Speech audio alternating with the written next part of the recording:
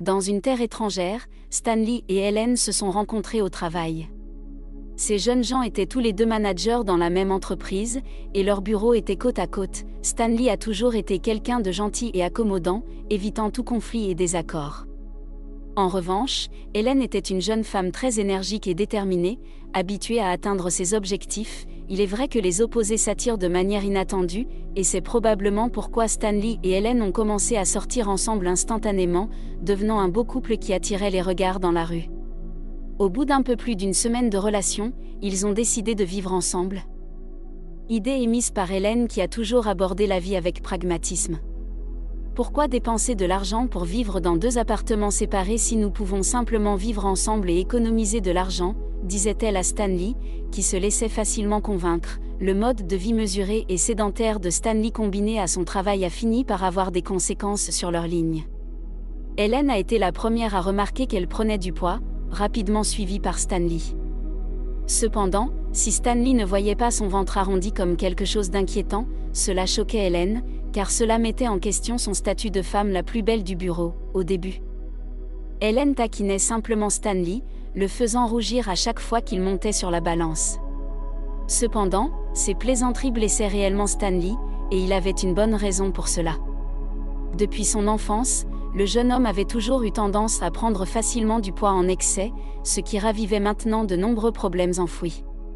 Cependant, c'était une chose lorsque des étrangers le considéraient comme enrobé, mais c'en était une complètement différente lorsque c'était la personne qu'il aimait. Un jour, Stanley craqua, alors qu'Helen se plaignait encore de sa condition physique, il lui proposa de rejoindre le gym.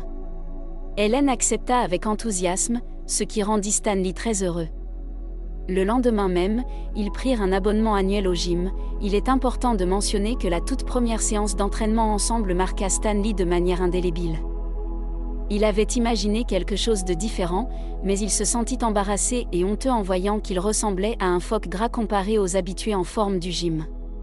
De plus, il ne savait pas du tout comment utiliser les appareils de gym, ce qui le faisait se sentir très mal à l'aise. De son côté, Helen se familiarisa rapidement avec le gym et s'y sentit bientôt comme un poisson dans l'eau. Cela eut évidemment un impact important sur ses progrès, et bientôt sa silhouette le reflétant, Helen fondait littéralement sous les yeux de tous, ce qu'elle ne manquait pas de rappeler à Stanley à chaque occasion. Malgré tous ses efforts et une motivation incroyable, Stanley n'arrivait pas à perdre le moindre kilo. Le manque de progrès et l'attitude condescendante d'Helen le rendaient déprimé, et il devait se forcer énormément pour continuer à essayer. Cette période était très difficile pour Stanley, et il avait plus que jamais besoin du soutien de sa petite amie. Malheureusement, Helen était trop absorbée par sa propre réussite personnelle en matière de perte de poids, et elle était convaincue que les raisons et les inquiétudes de Stanley n'étaient que des excuses d'un homme paresseux et obèse. Son attitude blessait Stanley, mais il serrait les dents et supportait tout.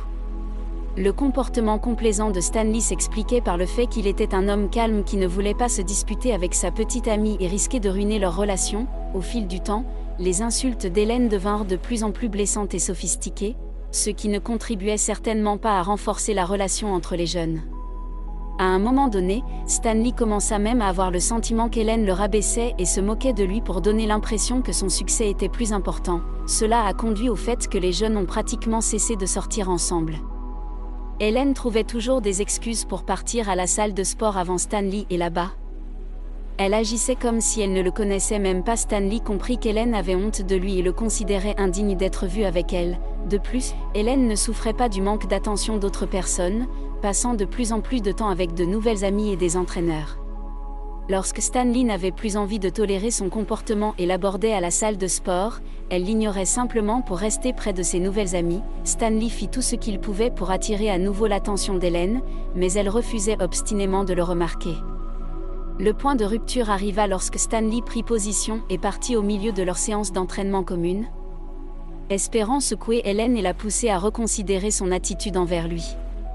Malheureusement, Helen ne le suivit pas et ne fit même pas attention à ce que Stanley avait fait, continuant son entraînement comme si rien ne s'était passé. Stanley en fut profondément affecté, même s'il était déjà habitué au fait que la seule chose qui intéressait Helen était son propre corps et la salle de sport où elle se rendait désormais tous les jours comme si elle y travaillait.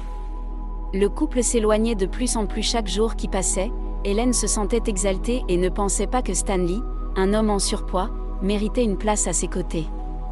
Stanley se rendait bien compte qu'il n'était pas en parfaite forme, mais il ne considérait pas cela comme une raison suffisante pour rompre avec quelqu'un. Il croyait qu'en tant que couple, il pouvait surmonter n'importe quel problème s'il le choisissait.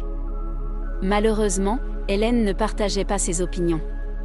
Alors que Stanley essayait de raviver leur relation qui s'estompait, elle a trouvé un nouvel petit ami qui, ironiquement, s'est avéré être le coach du même gymnase, cette soirée maudite.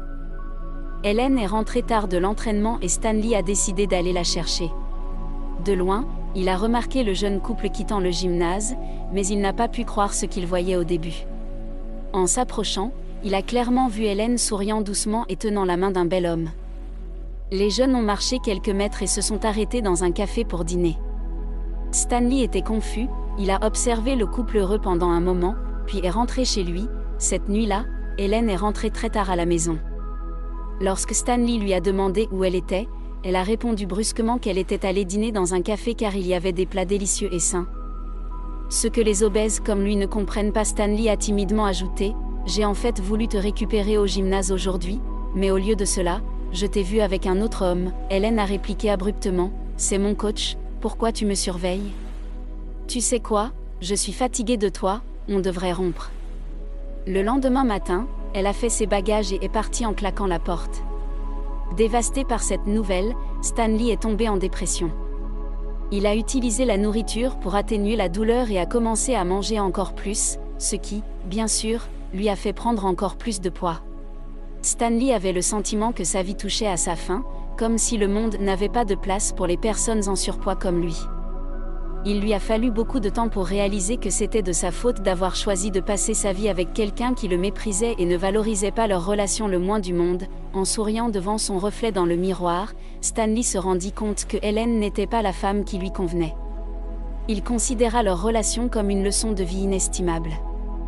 Il décida alors de se prouver qu'il n'était pas un homme faible et obèse, comme le croyait Hélène, mais une personne déterminée capable d'atteindre tout ce qu'il désire. Il en fit son credo et retourna à la salle de sport. Cette fois-ci, Stanley engagea un coach personnel qui trouva la bonne méthode pour le former.